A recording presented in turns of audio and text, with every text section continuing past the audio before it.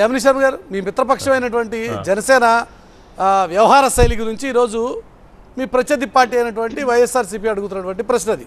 ఒక నాయకుడికి ఒక స్టెబిలిటీ ఉండాలి, ఒక కన్సిస్టెన్సీ ఉండాలి, నాయకుడు అనే వ్యక్తి ఆదర్శంగా ఉండాలి. కానీ ఇటువంటి నాయకుడిని ఎలా ఆదర్శంగా తీసుకోవాలి అన్నది వైఎస్ఆర్సీపీ అడుగుతున్నటువంటి ప్రశ్న.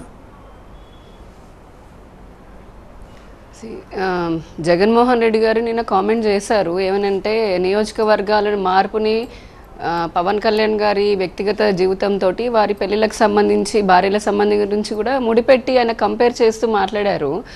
దశాబ్దాల కాలంగా మనం చూస్తే చాలా రాజకీయ పార్టీలు, పెద్ద పెద్ద రాజకీయ నాయకులు కూడా సరే కాన్స్టిట్యుయెన్సీలు మారడం అనేది ఇందాక విష్ణు గారు చెప్పారు. ఏమని ఒక చోట ఉండాలి, అక్కడ నుంచి అలా ఉండేవాళ్ళు ఉంటారు. లేదంటే కనుక వారికి నచ్చిన చోట వెళ్ళి పోటీ చేసి అక్కడ ఉన్నటువంటి ప్రజలకి సేవ చేసేటటువంటి అవకాశము, ఆ హక్కు అనేది ఎవరికైనా ఉంటుంది రాజకీయాల్లో.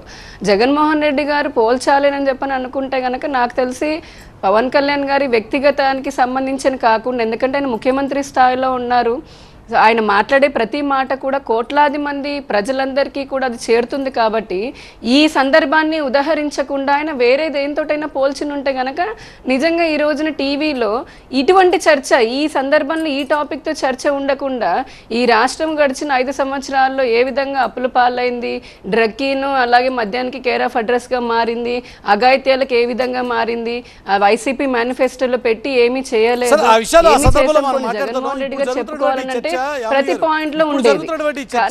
ఇప్పుడు జరుగుతున్నటువంటి అంటే చట్టం ప్రకారం పవన్ కళ్యాణ్ గారు చేసేది కరెక్టే అయినప్పటికీ కూడా నైతికంగా ఆయన చేసినటువంటి కార్యక్రమాలు ఇప్పుడు చర్చకు వస్తున్నాయి ఎన్నికల సందర్భంలో. ఎందుకంటే లీడర్ అనేటువంటి వ్యక్తి ఒక రోల్ మోడల్గా ఉండాలని చెప్పి కోరుకుంటారు. కాబట్టి ఇలాంటి లీడరా లేక మహిళలందరూ కూడా ఇలాంటి వ్యక్తుల్ని యాక్సెప్ట్ చేసేటువంటి సిచ్యువేషన్ ఉంటుందా అన్నది కదా ఇప్పుడు చర్చ.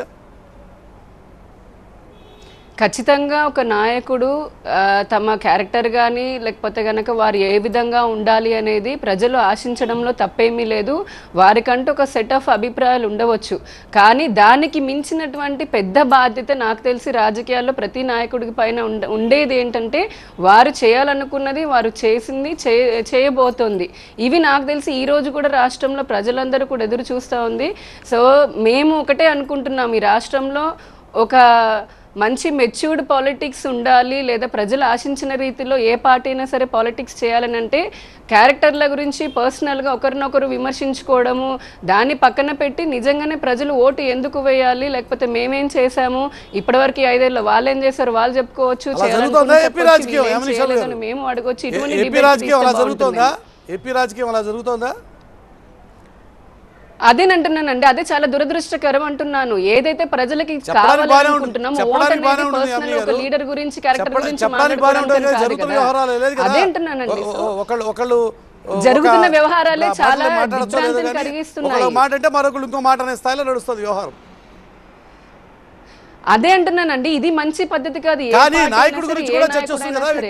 నువ్వన్నావు కదా నేనన్నాను కదా మీ మిత్రపక్షమైనటువంటి పవన్ కళ్యాణ్ గారి ఈ చర్యల్ని మీరు వారి మిత్రపక్షమైనటువంటి భారతీయ జనతా పార్టీగా ఏ రకంగా సమర్థించుకుంటారు?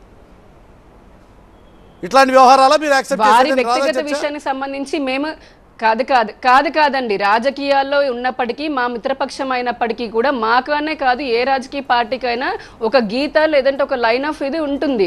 కాబట్టి పవన్ కళ్యాణ్ గారు కానీ లేదంటే చంద్రబాబు నాయుడు గారు కానీ జగన్మోహన్ రెడ్డి గారు కానీ ఎవరైనా సరే, ఇన్ దట్ కేసు ఏ పార్టీ ఆర్ ఏ నాయకుడైనా సరే నాయకురాలైనా వారి వ్యక్తిగత జీవితం గురించి మాట్లాడేటటువంటి హక్కు మాకు ఎటువంటిది ఉండదు.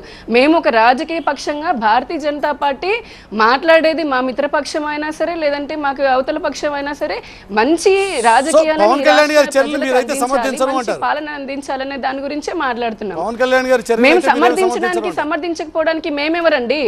మేము రాజకీయ పార్టీ పెట్టింది వారి వ్యక్తిగత జీవితాన్ని సమర్థించడానికి వ్యతిరేకించడానికి కాదు కదా. అది that is none of our business or anybody's concern కదా. అసలు